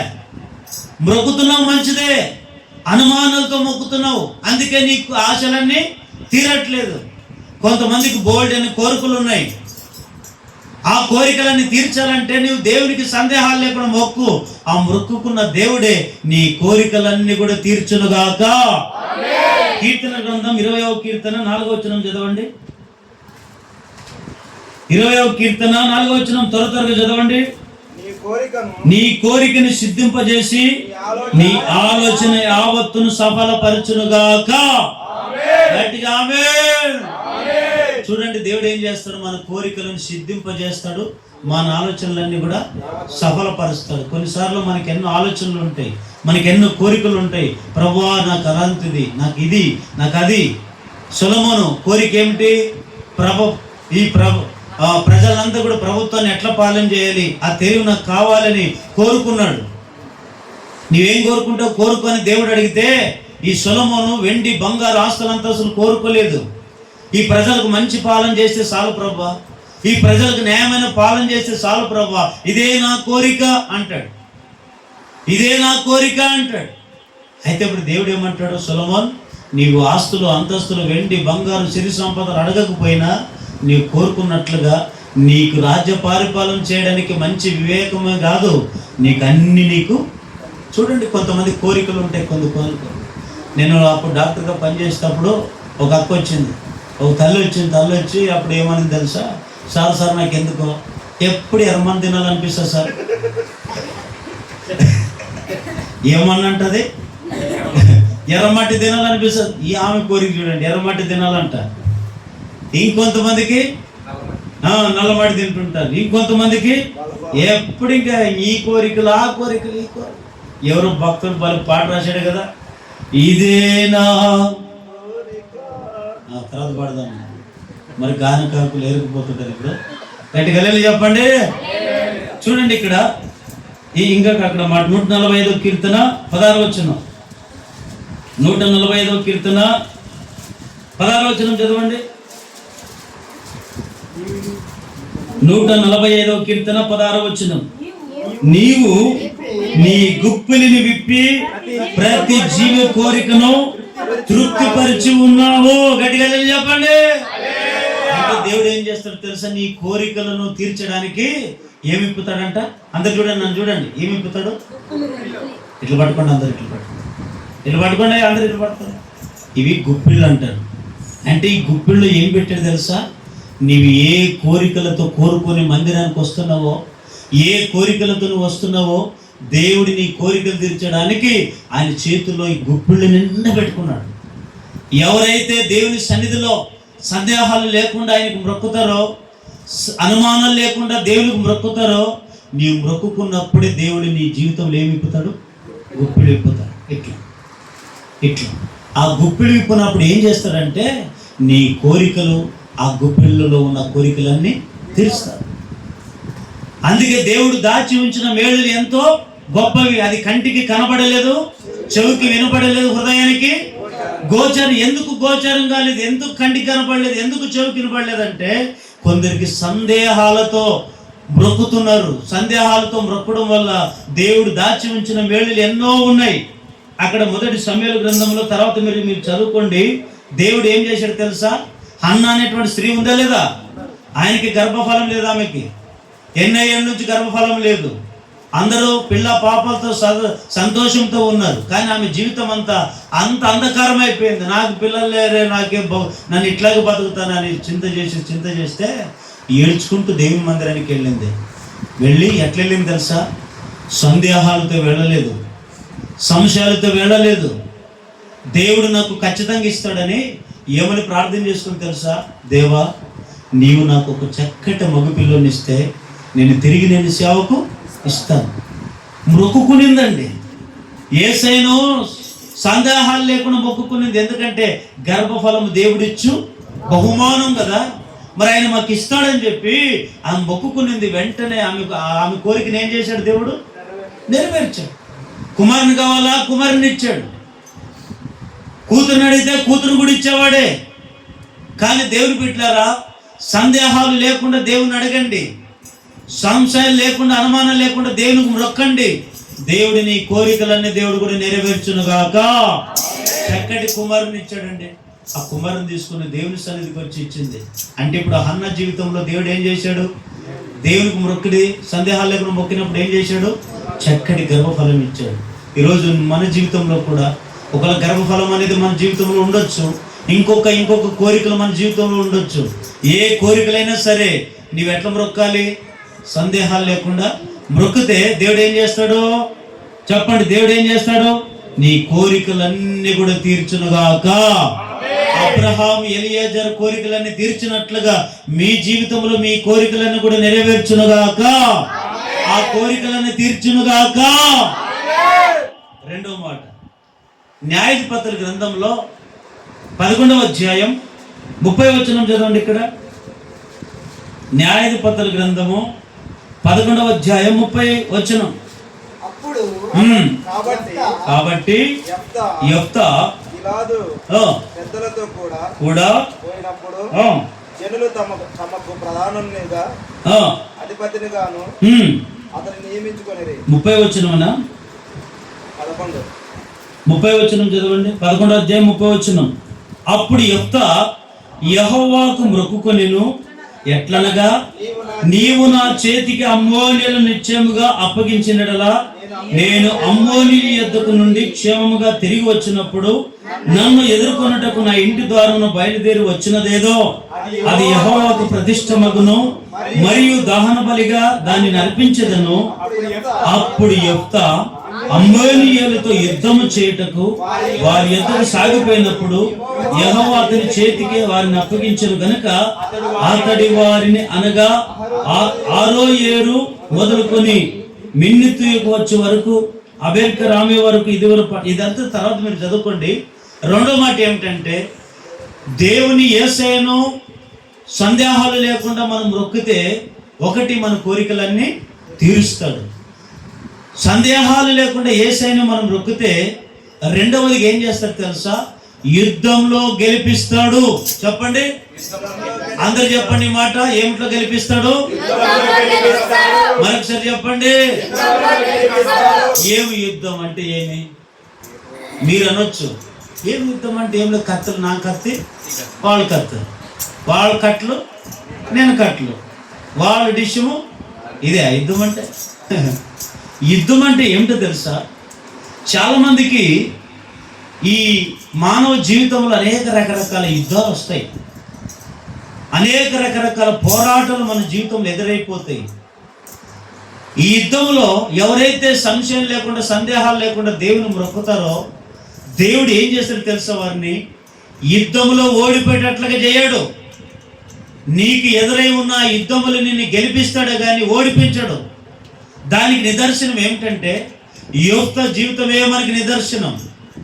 ఈ యోఫ్తా ఎవరు తెలుసా? అన్య స్త్రీకి పుట్టిన వ్యక్తి, అంటే ఒక పాపాత్మురాలకు పుట్టిన వ్యక్తి. వారి తల్లి పాపాత్మురాలు, క్యారెక్టర్ లేని స్త్రీ. ఆ యోఫ్తాకు ఒక్కొక్క తల్లి కూడా, ఇంకొక తల్లి, రెండో తల్లి కూడా ఉంది. వారందరూ ఆమెకు పుట్టిన పిల్లలు అన్నారు, రే నీవు ఎవరికి పుట్టావు మాకు తెలుదరా, నువ్వంతా అట్లవాడు ఇట్లవాడు అని చెప్పి మా ఇంట్లో ఉండడానికి నీకు వీలు లేదు, నీకు భాగం లేదు, మాకు ఆస్తులు అంతస్తులు నీకు ఇయ్యము, ఇక్కడ నుంచి నీవు వెళ్ళిపోవాలని చెప్పి మొదటి తల్లి కుమారులంట ఈ యెఫ్తాను తరిమి కొట్టారంట. కానీ యెఫ్తా ఎట్లాంటి వాడంటే పరాక్రమ కలిగిన వాడు, యుద్ధ వీరుడు, జ్ఞాని, అంత బలడ్డు. అంటే ఆ దినంలో వారికి వ్యతిరేకంగా ఎవరున్నారంటే అమ్మోనీయులు అనేటువంటి వారు ఉన్నారు. వాళ్ళే వారికి శత్రువులు. వాళ్ళు ఏం చేశారు తెలుసా? మొత్తానికి యెఫ్తాను ఇంట్లో నుంచి, ఆ దేశం నుంచి తరిమి కొట్టారు. తరిమి కొట్టినటువంటి యెఫ్తా తోబు దేశంలో వెళ్ళి కొన్ని సంవత్సరాలు అక్కడే బతికాడు. వీళ్ళకి ఎప్పుడైతే యెఫ్తాను ఇంటి నుంచి తరిమి కొట్టారో వీరికి ఏం ప్రారంభించబడ్డాయంటే తెలుసా? యుద్ధాలు. అమ్మోనీయులు వచ్చారు, యుద్ధం గెలిచారు, ఓడిపించారు వీళ్ళని. యెఫ్తాకున్న అన్నదమ్ములు ఓడిపించారు, కుటుంబ సభ్యులను. అప్పుడు వీరికి బుద్ధి వచ్చింది, రే మన ఇంట్లో యెఫ్తా అనేవాడు ఉంటే మనం ఓడిపోయేవాడు కాదు కదరా, ఊరికి అన్యాయంగా వాడిని ఇంట్లో నుంచి గెట్టేసామే, పాపం అట్లవాడు ఇట్లవాడు అన్నామే, ఆయన క్యారెక్టర్ మీద మనము ఇచ్చేసి అనవసరంగా మాట్లాడి ఆయన్ని పంపించేసామే, వాడు ఉన్నాడు ఎట్లా సరే వాడు ఉండాలా మన ఇంట్లో, వాడు ఉంటే మనకు విజయం కలుగుతుందని ఆ గ్రామ ప్రజలందరూ కూడా అందరూ పోగైపోయి తోపు దేశంలోని యెఫ్తాకి దగ్గరికి వెళ్ళి కాళ్ళు పట్టుకుంటారు, మొక్కుతారు. యెఫ్తా మా బుద్ధి గడ్డి తినో, ఇదిగో మా కడుపుకి అన్నం తినుకో మాట్లాడాము, మమ్మల్ని క్షమించి చెప్తా, మరలా మన ఇంటికి రా, మన దేశానికి రా, అమ్మోనీయులు మన మీదకి యుద్ధానికి వస్తున్నారు, మా చేత ఎవరు, అందరికి మీసాలు ఉన్నాయి కానీ ఎవరు గెలిచే నాదులు లేడు, నువ్వు రా యెఫ్తా అని బతిమలాడుకున్నారు. యెఫ్తా అంటాడు, మీరే కదా నన్ను అట్లవాడు ఇట్లవాడు, అట్లదానికి పుట్టావు అన్నారు, మీరే కదా నన్ను చిన్న చూపు చూశారు, మీరే కదా ఇంట్లో నుంచి నుండుకోకుండా నన్ను బయటికి నెట్టేశారంటే అదంతా ఒకప్పుడన్నా తెలుసు తెలియక నీ కాళ్ళు పట్టుకుంటాం, నీకు మొక్కుతాం, రా యెఫ్తా అని బతిమలాడుకుంటే అప్పుడు యెఫ్తా వాళ్ళ మాటను సమ్మతించి ఆ దేశానికి వస్తాడు. ఆ దేశానికి వచ్చినప్పుడు ఈ అమ్మోనీయులు మరలా యుద్ధానికి రాబోతున్నారని తెలుసుకొని యెఫ్తా ఏం చేశాడు తెలుసా? దేవునికి మొక్కాడు, దేవా ఇదిగో అమ్మోనీయులు మీరు మా మీదకి యుద్ధానికి వస్తున్నారు, మేము నిన్ను నమ్ముకున్నాము, నిన్ను సేవిస్తున్నాము, మరి నీకు దినదినము నీకు మొక్కుతున్నామే, మరి మాకు ఎప్పుడు అపజయాన్ని ఇస్తావా, మాకంటే విజయం లేదా, మమ్మల్ని అంటే గెలిపించలేవని మొక్కుబడి చేసుకొని మొక్కుతాడండి దేవునికి. ఏమని మొక్కుతాడు తెలుసా? దేవా అమ్మోనీయుల మీద మమ్మల్ని యుద్ధం గెలిస్తే, ఆ యుద్ధంలో మమ్మల్ని గెలిపిస్తే నేను నా ఇంటికి వెళతా, నేను అక్కడికి గెలిచిన వాళ్ళని వాస్తవానికి ఊరాలో తిప్పుతారు లేదా, పట్టణం అంతా తిప్పుతారు లేదా, కానీ ఆయన కోరుకోలేదు, నన్ను గెలిస్తే పట్టణం అంతా తిప్పాల్సిన అవసరం లేదు, ఊరంతా తిప్పాల్సిన అవసరం లేదు, నేరుగా నా ఇంటికి వెళతా, నా ఇంట్లో నుంచి బయటికి ఏదైతే ఎదురుకొస్తుందో అది నీకు ప్రతిష్ఠిస్తాను, లేదా దాన్ని నేను బలిస్తానని మొక్కుకుంటాడండి. దేవునికి మొక్కితే అప్పుడు దేవుడు ఏం చేస్తాడో తెలుసా? ఒక పాపికి పుట్టిన కుమారుని ప్రార్థన ఆలకిస్తాడు. వీళ్ళు నీతిమంతులు, మేము నీతిమంతులను సంకలు కొట్టుకున్న వాళ్ళ ప్రార్థన దేవుడు ఆలకించలేదు. చూడండి, నా దేవుడు కొన్నిసార్లు గర్వంతో ప్రార్థన చేసేవాడు ప్రార్థన ఆలకించాడు. వారికి వారు హెచ్చించుకొని ప్రార్థన చేసేవాడు ప్రార్థన ఆలకించాడు. నువ్వు పాపైనా సరే, సమాజంలో చెడ్డ పేరు తెచ్చుకున్న వాడైనా సరే, కానీ నీ ప్రార్థన దేవుడు వింటాడు. నువ్వు పశ్చాత్తాపడు. ఈ లోకంలో వీటిని చూసుకుని ప్రార్థన చేయొద్దు. పశ్చాత్తాపడి దేవా నేను పాపినని ఒప్పుకొని ప్రార్థన చేయి, నిశ్చయంగా నీ ప్రార్థన వింటాడు. కానీ చూడండి, అన్య స్త్రీకి పుట్టిన వాడే కావచ్చు, కానీ ఆయన పక్షంలో ఎవరున్నాడు? దేవుడు ఉన్నాడండి. వెంటనే ప్రార్థన చేసుకున్నాడండి. అమ్మోనీయులు వచ్చారు, అమ్మోనీయుల మీద యుద్ధానికి గెలిచాడు. యుద్ధానికి గెలిచినటువంటి ఆయన ఎక్కడికి వెళ్తాడు? ఇప్పుడు ఇంటికి వెళ్తాడు. ఏమని ప్రార్థన చేసుకున్నాడు? నా ఇంట్లో ఏది ఎదురుగా వస్తే అది బలిస్తానన్నాడు కదా. కానీ ఇక్కడ బాధకరమైన మాట ఏమిటంటే, యెఫ్తాకి ఒకే ఒక కుమార్తె ఉంది. ఇంకొక కుమారుడు కానీ ఇంకొక కుమార్తె ఆయనకి లేరు, ఒకే ఒక కుమార్తె. ఈరోజు మనము 10 మంది ఉండాలనుకుంటాం, కానీ యెఫ్తా ఒకరే. గవర్నమెంట్ కూడా మనకి ఏం రూల్స్ పెట్టింది? ఒకరు లేదా 2 పిల్లలే ఉండాలి సంతానం. ఇప్పుడు వచ్చిన చట్టం రూల్స్. అప్పుడు భూమి విస్తరించుకోముందు మీరు 10 మంది గాను 15 మంది గాను. మా ఇంట్లో మా అమ్మ నేను ఎంతమంది పుట్టాము తెలుసా? 10 మంది పుట్టాం. ఒకటి చచ్చిపోయాడండి. ఇప్పుడు ఎంతమంది ఉన్నాం? 9 మంది. చూడండి, ఇప్పుడు డజన్ల కాలంలో. ఇప్పుడు మన కాలానికి వస్తే ఒకరికే చాలు, 2కే. ఎందుకంటే పోషించడానికి శక్తి ఉంటుందో లేదో. నేను అంటాను, యెఫ్తా ఒకే ఒక కుమార్తె పుట్టింది. ఈయన అనుకోలేదండి, కానీ నోటికి తీర్మానం ఏం చేసుకున్నాడంటే, నా ఇంట్లో ఏది ఎదురుగా వస్తుందో, ఇంట్లో వాస్తవంగా ఇంట్లో ఎవరు ఉంటారండి? మనుషులు కాకుండా పశువులు ఉంటాయా? నాకు అనిపించింది, భార్య ఏమైనా ఆయనకి వ్యతిరేకంగా ఉంటుందేమంటే, భార్య ఏమైనా వ్యతిరేకం ఉంటుంది. ఎప్పుడు ఇంకా బాగా వేధించేదేమో. ఒకవేళ నా భార్య వచ్చానుకో, భార్య నీకు సంపదే బాగుంటుంది అనుకుని ఉంటాడు. ఇంక ఇది అట్లా నా ఊహ. అది మొత్తానికి ప్రార్థన అది యుద్ధాల్లో గెలిచి వస్తే ఆఖరికి లేక ఒక్కగానొక్క కుమార్తె నాట్యం వేస్తూ డ్యాన్స్ చేస్తూ సంబరం చేసుకుంటా ఇంట్లో నుంచి బయటకు వస్తాడు. రాగానే ఇప్పుడు ఏం మొక్కుకున్నాడు ఆయన? నా ఇంట్లో ఏది ఎదురుకొస్తే అప్పుడు ఎదురుగేమొచ్చారు? ఒక్కగానొక్క కుమార్తె వచ్చింది. ఇప్పుడు ఏం చేయాలి? చెప్తా, ఇచ్చిన మాట దేవునికి నెరవేర్చాలా? మాట తప్పాలా? దేవుడు ముఖ్యమా, కనిన పిల్లలు ముఖ్యమా అంటే దేవుడే ముఖ్యం. దేవుడితో చేసుకున్న తీర్మానమే మనకు ముఖ్యం. ఈ లోకంలో మనకి ఏదైనా ఉందంటే దేవుడు ఇచ్చిందే, దేవుడు కలగజేసిందే ఈ లోకంలో ఉంది. కానీ మనకంటూ మనకి ఏది సంపాదించుకుంది ఏమి లేదండి. యెఫ్తా కుమార్తె వస్తే బట్టలు దించుకోయి నా కుమార్తె అని ఏడుస్తాడు. ఈమెకి తెలియదు ఆ సంగతి. ఏమా నేను గెలిచి వచ్చాడు, నా సంబరంతో వస్తే ఏమైనా ఏడుస్తాడు. పిల్లలు అక్కడ అనుకున్నాను, ఏంటైనా ఏం ఏడుస్తావు? ఏం లేదమ్మా, యుద్ధంలో గెలిపిస్తే నా ఇంట్లో ఏది ఎదురుకు వస్తే దాన్ని నేను బలి ఇవ్వాలనుకున్నానమ్మా, నువ్వు వచ్చేవేందమ్మా అంటాడు. అప్పుడు ఆ కుమార్తె ఏమనాలి? నేను ఎవరు ప్రార్థన చేయమన్నాడు అనాలి కదా. నేను ఎవరు తీర్మానం చేసుకోమన్నారు అనాలి కదా. అంటలేదు, నాయనా అట్లా ప్రార్థన చేసుకున్నావా? సరే నాయనా, నీ ప్రార్థన ప్రకారం కానీ నాయనా నిన్ను తీర్మానం చేసుకున్నావు కదా నాయనా, నేను పోతే పర్లే, కానీ యుద్ధంలో మనకు అదే చాలు, విజయం ఇచ్చాడు దేవుడు. అయితే నాయనా నాకు ఒక కొరిక తెలుసు నాయన. ఏంటమ్మా? నాకు 2 నెలల సమయమే, నా కన్యకత్వాన్ని ప్రాలాపిస్తూ నేను తిరిగి వస్తాను నాయన. అప్పుడు నువ్వు నన్ను బలిస్తావో దేవునికి ప్రతిష్ఠిస్తావు, నీ ఇష్టం అని చెప్తా. చూడండి ఎంత మంచి కుమార్తె. ఈరోజు అట్లా పిల్లలు మన ఇంట్లో పడితే ఎంత బాగుంటుంది కదండి. ఒక్కొక్కరు చెప్తే బాగా చూసాపో, నువ్వు చేయపో, నువ్వు ఉండిపో, నువ్వు తినిపో, నువ్వు వండుకోపో, అంత ఎదురే. కుమార్తె తండ్రికి లోబడిందండి. లోబడితే అప్పుడు ఏం చేసేది తెలుసా? 2 నెలలు ఆ కన్యకత్వాన్ని ప్రాలాపించుకొని వస్తే అప్పుడు దేవుడికి ప్రార్థన చేస్తాడు. సరే అంట. తర్వాత ఏం జరిగిందో అక్కడ రాయబడలేదు. కానీ నేను ఇక్కడ మీకు చెప్పే మాట ఏమిటంటే, దేవుని బిడ్డలారా, ఈ యెఫ్తాకి ఏ విధంగా అయితే యుద్ధం వచ్చిందో మన జీవితంలో కూడా కొన్ని యుద్ధాలు వస్తాయి. మీరు అనుకోవచ్చు యుద్ధాలంటే వాళ్ళు వీళ్ళు కొట్లాడుకోవడం, వాళ్ళు వీళ్ళు కర్రలు ఇవి పెట్టుకోవడం అనుకోవచ్చు. ఇవి కాదు యుద్ధాలంటే. యాకోబు రాసిన పత్రిక 4వ అధ్యాయం 1వ వచనం చదవండి. యాకోబు రాసిన పత్రిక 4వ అధ్యాయం 1వ వచనం. మీలో యుద్ధములను పోరాటములు దేని నుండి కలుగుచున్నవి? మీ అవయములలో పోరాడు మీ భోగైచ్ఛల నుండే కదా. మీరు ఆశించుతున్నారు కానీ మీకు దొరకట్లేదు. నరహత్య చేదురు, మస్తరపడుదురు కానీ సంపాదించుకొనలేరు. పోట్లాడుదురు కానీ యుద్ధము చేయరు కానీ దేవుని అడగనందున మీకేమీ. చూడండి, కొంతమందికి దేవుని ఎన్నో అడుగుతారు. అన్ని అడిగినా అన్ని దేవుడు ఇవ్వలేడు. కానీ ఎందుకు ఎట్లేడంటే కొంతమంది కొట్లాడుతుంటారు. కొన్నిసార్లు మనకు పోరాటాలు, యుద్ధాలు ఇంకేమిటంటే గలతీయులకు రాసిన పత్రికలో బాగుంటుంది చూడండి అన్నమాట. గలతీయులకు రాసిన పత్రిక 5వ అధ్యాయము 16వ వచనం. గలతీయులకు రాసిన పత్రిక 5వ అధ్యాయం 16వ వచనం.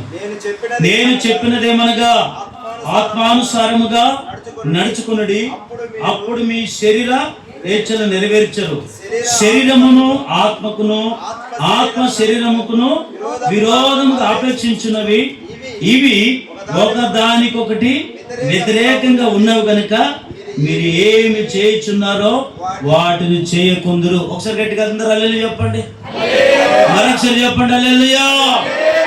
చూడండి, యుద్ధములు అంటే ఏమిటంటే బాగుందండి. యుద్ధములు అంటే ఏమిటంటే వాళ్ళు గొడవలు పడ్డం కాదు, వాళ్ళు ఇది కాదు కదా. ఇక్కడ కొన్ని యుద్ధాలు ఏమిటంటే కొన్నిసార్లు ఆత్మీయ యుద్ధాలు ఉన్నాయి మనకు. ఏమిటంటే శరీరానికి ఆత్మకి ఏం జరుగుతుంది? మనలో మనకి యుద్ధం. ఈ యుద్ధం విరోధం అంటే యుద్ధం. శరీరం అంటది, బాగా వినండి, శరీరం అంటది ఏయ్ బిడిలు దాగు, ఏయ్ తాగు మందు దాగు, శరీరం ఏ కట్టుకో, బట్టలు కంటికోరిన బట్టలు కట్టుకో, ఏ తినో ఇష్టాను సార్ మన అన్నం తిని శరీరం అంటది. ఆత్మ అంటది ఏయ్ నీ దేవుని నమ్ముకున్నావు, బాప్తిసం తీసుకున్నావు, ప్రభువుని నమ్ముకున్నావు, మందిరానికి వెళుతావు, వాక్యం వింటున్నావు, నువ్వు ఎట్లుండాలా?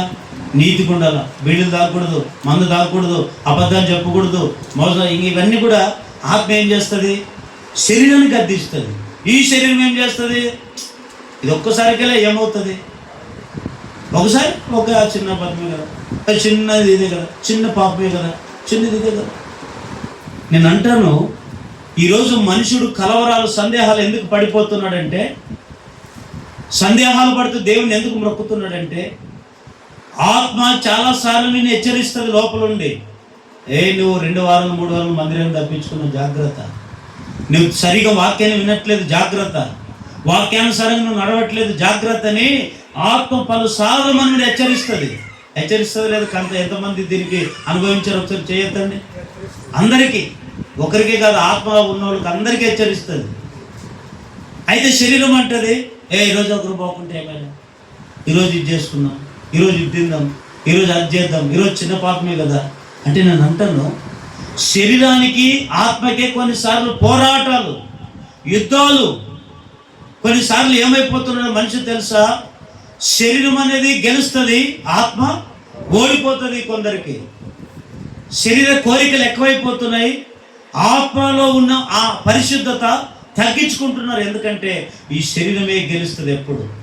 కానీ ఇప్పుడు దేవుడు చెప్పే మాట ఏమిటంటే, సందేహాలు లేకుండా, కలవరం లేకుండా యేసునికి మనం మొక్కాలి. మొక్కగలిగితే నీ శరీర కోరికలు ఏమైనా రేపని, నీ శరీరం ఎంతైనా పాపాన్ని రేపని. కానీ ఆత్మ ఏం చేస్తాడు తెలుసా? నిన్ను ఏం చేస్తాడు తెలుసా? శరీరాన్ని ఏం చేస్తాడు? ఓడిపిస్తాడు, ఆత్మను గెలిపిస్తాడు. గట్టిగా చెప్పండి. ఎబ్రిల్ రాసిన పత్రిక 11వ అధ్యాయము 33-34 వచనం చదవండి. 11వ అధ్యాయం 33-34 వచనాలు. వారు విశ్వాసం ద్వారా రాజ్యములను జయించిరి, నీతి కార్యములను జరిగించిరి, వాగ్దానములను పొందిరి, సింహాల నోళ్లను మూసిరి, అగ్ని బలమును చల్లార్చిరి, ఖడ్గదార తప్పించుకొనిరి, బలహీనులుగా ఉండి బలపరచబడిరి, యుద్ధములో పరాక్రమశాలులైరి, అన్యుల సేనలు పారదోలిరి. గట్టిగా హల్లెలూయా. ఈ పట్టికంతా మీరు తర్వాత చదువుకొని ఇంటికి వెళ్ళినప్పుడు వీళ్ళందరి గురించి ఎవరు రాయబడింది తెలుసా? అందరి విశ్వాసుల గురించే రాయబడింది. రాహాబ్ అనే వ్యక్తి ఒకప్పుడు పనికి మాలిన స్త్రీ. మోషే గురించి, హానోకు గురించి, అబ్రహాము గురించి వీళ్ళందరూ ఒకప్పుడు యుద్ధంలో గెలవలేని వాళ్ళే, ఒకప్పుడు పాపంతో జీవించిన వాళ్ళే. కానీ వీళ్ళు ఏం చేశారు తెలుసా? విశ్వాసములో పోరాటాలు వచ్చినప్పుడు విశ్వాసంతో గెలిచారంట. ఎట్లా గెలిచారంటే వాళ్ళు ఏం చేశారు తెలుసా? శరీరానుసారమైన కోరికలన్నీ కూడా జయించారంట. అందుకని కొంతమంది దానియేలు శరీరానుసారంగా కష్టం వచ్చింది, ఆయనకి ప్రార్థన చేసుకోకూడదని ఆజ్ఞ ఇచ్చాడు రాజు. నీయోడ ఆజ్ఞ వేయడానికి నా ప్రార్థన నాకు అలవాటది, రోజుకు 3 సార్లు ప్రార్థన చేసుకుంటాను, పొద్దున, మధ్యాహ్నము, రాత్రి, సాయంత్రం ప్రార్థన చేసుకుంటాను, నీ ఎవరినైనా ఆపడానికని అందరూ రాజు మాట వింటే ఈ దానియేలు మాత్రం దేవుని మాట ఆయనకు మ్రొక్కే వాళ్ళు ఏముంటుందంటే ఎప్పుడు ధైర్యవంతులుగా ఉంటారు, ధైర్యంగా ఉంటారు. కష్టం వచ్చినా బాధ వచ్చినా తినడానికి ఉన్నా లేకపోయినా అన్నీ ఉన్నా లేకపోయినా ధైర్యంతో ఉంటారు. ఎందుకంటే వీళ్ళు ఎవరిని ఆరాధిస్తున్నారు, ఎవరు మొక్కుతున్నారు? సజీవుడైన దేవుని మొక్కుతున్నాడు కానీ మృతుడైన దేవుని వీళ్ళు మొక్కట్లే. మనం కూడా ఈరోజు ప్రపంచమంతా ఎవరిని మొక్కుతున్నామో? సజీవుడైన యేసు ప్రభు మరణించి 3వ రోజున తిరిగి లేచిన యేసయ్యనే మనం మొక్కుతున్నాము. అందుకే మనము యుద్ధంలో గెలవాలి. హల్లెలూయా. వీళ్ళందరూ సింహాల నోళ్ళు మోయించాడు. దానియేలు అయితే సింహాలు నోళ్ళలో మోయించాడు ప్రార్థన ద్వారా. దావీదైతే గొల్యాతినే జయించాడు ధైర్యం ద్వారా. చూడండి, మనకు కూడా కొన్ని పోరాటాలు వస్తాయి. ఈ పోరాటాల్లో మనం ఓడిపోకూడదు. ఈ పోరాటాల్లో మనం ఏం చేయాలి చెప్పండి? ఏం చేయాలి? గెలవాలా ఓడిపోవాలా? గెలవాలా. ఎక్కడి వరకు? సత్యంత వరకు మన పోరాటం గెలుస్తూనే ఉండాలి. ఎక్కడ మనం ఓడిపోకూడదు. క్రైస్తవుడు అంటే, దేవుని నమ్ముకున్న వాడంటే గెలుస్తూనే ఉండాలి, పైవాడిగా ఉండాలి కానీ క్రిందివాడిగా మనం ఉండకూడదు. అలా గెలవాలంటే ఏం చేయాలి? సందేహాలు కలవరం లేకుండా దేవునికి మ్రొక్కాలి. చివరికి ఒక మాట చదవండి, మత్తయి సువార్త 8వ అధ్యాయం 2వ వచనం. మత్తయి సువార్త 8వ అధ్యాయము 2వ వచనం. ఇక్కడ ఇంకొక మాట రాయబడి ఉంది.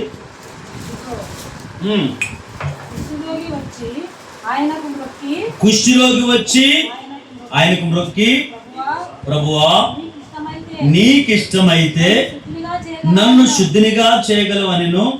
అందుకైనా చేయి చాపి వానిని ముట్టి, నాకిష్టమే, నీ శుద్ధుడు కమ్మని చెప్పగా తక్షణమే వాని కుష్ఠరోగము శుద్ధి అయిన. ఒకసారి గట్టిగా అందరూ చప్పట్లు కొట్టండి, గట్టిగా. హల్లెలూయా. ఒకటి, సజీవుడైన యేసయ్యను సందేహాలు లేకుండా మ్రొక్కితే మొదటిగా ఏం చేస్తాడు? కోరికలన్నీ తీరుస్తాడు. రెండవది, యుద్ధంలో గెలిపిస్తాడు. మూడవదిగా ఇక్కడ ఈ మాట కూడా వెరీ వెరీ ఇంపార్టెంట్. యేసు ప్రభు ఈ లోకంలో ఉన్నప్పుడు ఒక కుష్ఠరోగి వెళ్ళి ఏం చేశాడో తెలుసా? ఆయనకు మ్రొక్కాడంట. ఏం చేశాడు? అందరూ నన్ను చూడండి. అందరికీ ఏం చేశాడు? ఆయన మ్రొక్కాడు. యేసయ్యకు మ్రొక్కాడు. సందేహాలు లేకుండా మొక్కాడు. ఏమని మొక్కాడు? యేసయ్యా నీకు ఇష్టమైతే నన్ను బాగు చేయి. ఆ మాట ఎందుకన్నాడంటే, ఖచ్చితంగా ఈ రోగం బాగు చేసేది నువ్వే. ఈ రోగం బాగు చేసేది నువ్వే. ఏ రోగం వచ్చింది ఆయనకి? కుష్టి వ్యాధి వచ్చింది. కుష్టి వ్యాధి వచ్చిన వారిని ఇంట్లో వాళ్ళు బయట పెడతారు, లోపల ఎవరు పెట్టుకోరు. వాళ్ళకి సపరేట్ ఇల్లు ఉంటుంది, సపరేట్ ప్లేట్ ఉంటుంది, సపరేట్ గ్లాస్ ఉంటుంది, సపరేట్, అంతా సపరేటే. ఆ ఇంట్లో ఉండేవాళ్ళు ఆయన అందరూ బయట పెట్టారు. కానీ యేసు ప్రభు దగ్గరికి వెళ్ళాడు. యేసయ్య ఎట్లా అంటాడు తెలుసా? ఎందుకు శిలువలో మరణించాడు తెలుసా? ఆయన గాయము ఏం చేస్తుంది? గాయపడిన హస్తంతో ఆయన ఏం చేస్తాడు? ఎందుకు శిలువలో రక్తం కార్చాడంటే, ఆయన కార్చిన రక్తం మనకేం కలుగుతుంది? ఆయన పొందిన దెబ్బలు ఏం చేస్తున్నాయి? మనకు స్వస్థత కలుగజేస్తున్నాయి. వెళ్ళి ఆయన అడిగాడు, యేసయ్యా, సాగిలపడి మ్రొక్కుతూ అంటున్నాడు బోధకుడా, యేసయ్యా నేను నాకు కుష్ఠరోగం వచ్చింది, నీవు బాగు చెయ్యి, నీకు ఇష్టమైతే నన్ను బాగు చేయమన్నాడు. వెంటనే ఏమన్నాడు? కుష్ఠరోగి పాప దుర్మా అన్నాడా? అనలేదు. నువ్వు నాకు ఇష్టమే. వెంటనే చేముట్టి బాగు చేశాడని వెంటనే బాగు చేశాడు. అప్పుడు ఏం చేశాడు తెలుసా? దాని అర్థం ఏమిటంటే, శుద్ధి చేశాను అనే మాట చూస్తాం. ఏం చేశాడు అంటే, రోగాన్ని ఏం చేశాడు? శుద్ధి అంటే శుద్ధి అంటే బాగు చేశాడు. శుద్ధి అంటే మీకు ఇంకా అర్థమయ్యేటట్లు చెప్పాలంటే, మన ఇంట్లో ప్లేట్లు చొమ్మలు అన్నీ ఉంటాయి లేదా, బాగా మురికి పట్టిన వాడిని బాగా తిక్కి మొత్తం తెల్లగా దాన్ని ఏమంటారు? దాన్ని శుద్ధి అంటారు. ఇక్కడ ఆయనకి సందేహాలు లేకుండా మనం మొక్కితే ఈ కుష్ఠరోగిని శుద్ధి చేసినట్లుగా మనల్ని కూడా శుద్ధి చేస్తాడు. ఎందుకు శుద్ధి చేస్తాడు అని మనం ఆలోచన చేస్తే, కొంతమంది పై శరీరాన్ని శుద్ధి చేసుకుంటారు కానీ లోపల హృదయాన్ని శుద్ధి చేసుకోలేరు. బైబిల్లో మీరు తర్వాత లూకాసు వార్త 11:39 మీరు చదువుకోండి. శాస్త్రులు, పరిసయ్యులు, సద్దుకైనబడిన వారు ఉన్నారు ఆ దినాల్లో. వాళ్ళు ఎంతసేపు ఉన్న పై శరీరాన్ని బాగా శుద్ధి చేసుకుంటారు.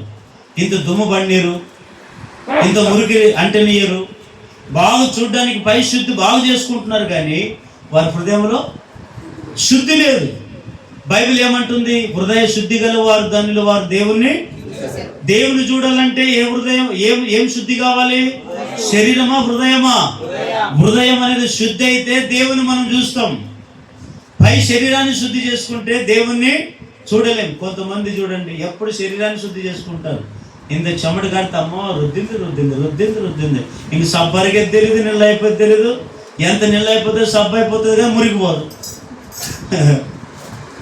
ఏమంటే ఈరోజు శుద్ధి చేసుకొని ఒకసారి నేను హాస్పిటల్లో ట్రైనింగ్ వెళ్ళినప్పుడు, బెంగళూరులో ట్రైనింగ్ వెళ్ళినప్పుడు ఒక ఆయన వేసుకొచ్చారు. బాగా అంబులెన్స్ కుయ్యి అని వచ్చింది అంబులెన్స్లో. ఏమైందో అనుకుంటే ఆయన బాగా ఆఫీసర్ అండి. బాగా ఏం చేసారు తెలుసా? ఏదో ఊరికే ఏదో మొత్తం బురద కాలంలో పడి ఉంటే, ఇంకా బురద కాలంలో పడిన ఆయన బాత్రూమ్కి వెళ్ళి అది పీచు తీసుకొని రుద్ది చర్మం లేచి వచ్చిందంట. చర్మం లేచి వచ్చిందని భార్య అంబులెన్స్కి ఫోన్ చేసింది. ఇంకా ఆటోలో వచ్చేది సరిపోతుంది, కారులో అన్నీ ఉన్నాయి. అంబులెన్స్కి ఫోన్ చేసింది. అంబులెన్స్కి ఫోన్ చేస్తే కన్నడ మాట్లాడతారు, భలే మాట్లాడుతుంటారండి, నాకు రాదు. అట్లాగే చేసి మొత్తానికి ఏమైందని చూస్తే డాక్టర్ చూశాడు. ఏమైందమ్మా అంటే ఏడుస్తుంది. అది దానికి గింత లేచిన దానికి, చర్మం లేచిన దానికి ఏడుస్తుంది. ఏమైందమ్మా అంటే రుద్ది చర్మం లేపుకున్నాడని ఏడుస్తుంది. డాక్టర్ ఇంత దీనికి అమ్మని ఏడ్చేది అంత కట్టగట్టి మనం పంపించాడు. నేను అంటున్నాను, శరీర శుద్ధి అందరు చేసుకుంటామండి, కానీ దేవుడు చెప్పింది ఏమిటంటే హృదయ శుద్ధి. యోహాను సువార్త 11:55. యోహాను సువార్త 11:55. త్వరగా 11:55. మరియు అనేకులు తమ్మును తాము శుద్ధి చేసుకున్నటకై పస్క రాకమునిపే పల్లెటూర్ల నుండి, ఈ మాట బాగా వినండి, ఎక్కడి నుంచి ఎక్కడికి వచ్చారంట? పల్లెటూరు నుండి ఎక్కడికి వచ్చారు? యెరూషలేము అంటే అర్థం ఏమిటి? దేవాలయం. పల్లెటూరు నుండి ఎక్కడికి వచ్చారు? దేవాలయానికి వచ్చారు. ఎందుకు వచ్చారు అంటే శుద్ధి చేసుకోవడానికి. ఏం చేసుకోవడానికి? శుద్ధి. యేసు ప్రభు శిలువ వేయడానికి ముందు ఏం జరుగుతుందంటే ఆ దినంలో పండుగ చేసేవారు. ఏ పండుగ? పస్కా పండుగ. ఈ పస్కా బలి ఎవరికి సాదృశ్యం అంటే, ఆ గొర్రె పిల్ల దేనికి సాదృశ్యం అంటే యేసయ్యకు సాదృశ్యం. ఆ పస్కా బలి ఆచరించే వాళ్ళు ఈ దినాల్లో ఆ పండుగ చేయట్లేదు అండి. అంత బైబిల్ వ్యతిరేకమైపోయింది ఈ దినాల్లో. కానీ ఆ దినాల్లో ఏం చేసేవాళ్ళు అంటే, పల్లెటూరులో ఉండే వాళ్ళందరూ కూడా ఎక్కడికి వచ్చారంట? యెరూషలేము అనే దేవాలయానికి వచ్చారు. ఎందుకు వచ్చారయ్యా అంటే శుద్ధి చేసుకోవడానికి. ఇప్పుడు మనం అందరం ఎక్కడికి వచ్చాము? ఆ గ్రామం నుంచి, ఆ ప్రాంతం నుంచి, ఆ ఇంట్లో నుంచి అందరూ కూడా దేవాలయానికి వచ్చాము. ఈ మహిమ మందిరానికి వచ్చాము. ఈ మహిమ మందిరంలో ఎవరున్నారు? దేవుడు ఉన్నాడు. అయితే మనం ఎందుకు వచ్చాము? ఏదో వచ్చి బాగున్నావా, టాటా బాయ్ వందనాలు చెప్పుకోవడానికే కాదు, హృదయ శుద్ధి చేసుకోవడానికి మనం వచ్చాం. ఏం చేయడానికి? హృదయ శుద్ధి చేసుకోవడానికి మనం వచ్చాం. హృదయ శుద్ధి చేసుకుంటున్నామా లేదా ఒకసారి మనం ఆలోచన చేద్దాం. ఎబ్రీయులకు రాసిన పత్రిక 9:14 చివరి రెఫరెన్స్ 9:14.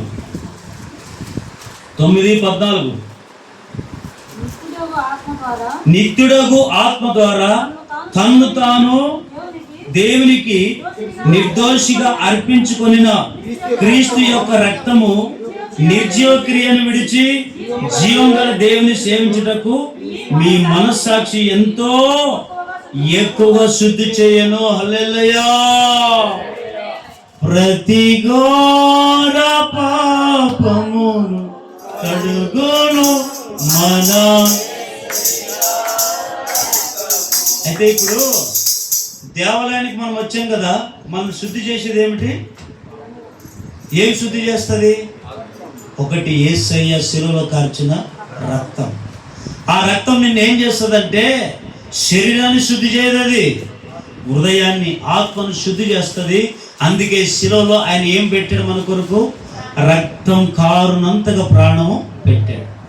ఎందుకు శిలువలో రక్తాన్ని కార్చాడు అంటే ఆయన మనల్ని శుద్ధి చేయడానికి రక్తము కార్చాడు. అంతేగాని కొంతమంది వ్యతిరేకం చేశారు ఆ దినంలో. ఆ గుడ్ ఫ్రైడే పండుగ రోజున నీవు దేవుని కుమారుడైతే కిందికి దిగు, నిన్ను నువ్వు కాపాడుకొని మమ్మల్ని కూడా కాపాడు, యూదులకు రాజా దిగు అని ఎగతాళి చేశారు. రే బాబు, నేను రక్తం శిలలో కారకపోతే మీకు శుద్ధి లేదు, నేను ప్రాణం పెట్టకపోతే మీకు జీవము లేదు, అందుకే మరణం. కానీ ఈరోజు మనం సంతోషం ఏమిటంటే మరణం పెట్టిన యేసయ్య మన మొక్కులన్నీ తీర్చడానికి సజీవుడై లేచాడు. గట్టిగా ఒకసారి చప్పట్లు కొట్టండి అందరూ, గట్టిగా హల్లెలూయా. దేవుని బిడ్డలారా, ఇప్పుడు ఎందుకు అందుకే ఆ మాట అంటాడు. యేసు ప్రభు వారు మరణించి 3వ రోజున తిరిగి లేచిన మగ్దలేన మరియ వెళ్ళి చూస్తే ఆ దేవదూత ఒకటి అంటది, మరియా ఇదిగోమ్మా ఆయన మృతులో నుండి ఎప్పుడో లేచాడు. ఎందుకు లేచావు ప్రభు అంటే మీకు సజీవుడైన నేనే నిజమైన దేవుడని కనబరచడానికి లేచాడు. ఆ సజీవుడైన యేసయ్యకి మనం ఏం చేయాలి? మ్రొక్కాలి. ఏం చేయాలండి? మ్రొక్కాలి. సూర్యచంద్రులకు ఆకాశ నక్షత్రాలు కాదు మనం మొక్కాల్సి ఉంది, మనుషులకు కాదు. సజీవుడైన యేసయ్యకి మనం మ్రొక్కాలి. ఆయనకే మనం మ్రొక్కితే దేవుడు ఏం చేస్తాడు? మొదటగా మన కోరికలన్నీ తీరుస్తాడు. రెండవది ఏం గుణుకుతున్నారే, యుద్ధంలో గెలిపిస్తాడు. మూడవది శుద్ధి చేస్తాడు మన హృదయాన్ని. మరొకసారి చెప్పండి, ఆ సజీవుడైన యేసయ్యకి మనం సందేహం లేకుండా మొక్కుతే ఏం చేస్తాడు? మొట్టమొదటి మాట కోరికలను తీరుస్తాడు. రెండవది యుద్ధంలో గెలిపిస్తాడు. మూడవది మన హృదయాన్ని శుద్ధి చేసి పరిశుద్ధపరిచి ఆయన రాజ్యానికి వెళ్ళాడు కదా, ఆయన ఇల్లు కడుతున్నాడు మన కొరకు, మరలా వస్తాడు. శుద్ధి ఎవరైతే శుద్ధీకరింపబడ్డారో వారినందరినీ పైకి తీసుకొని వెళుతాడు. ఈగ యుగములు యేసయ్యతోనే మనం నిలిచిందుముగాక.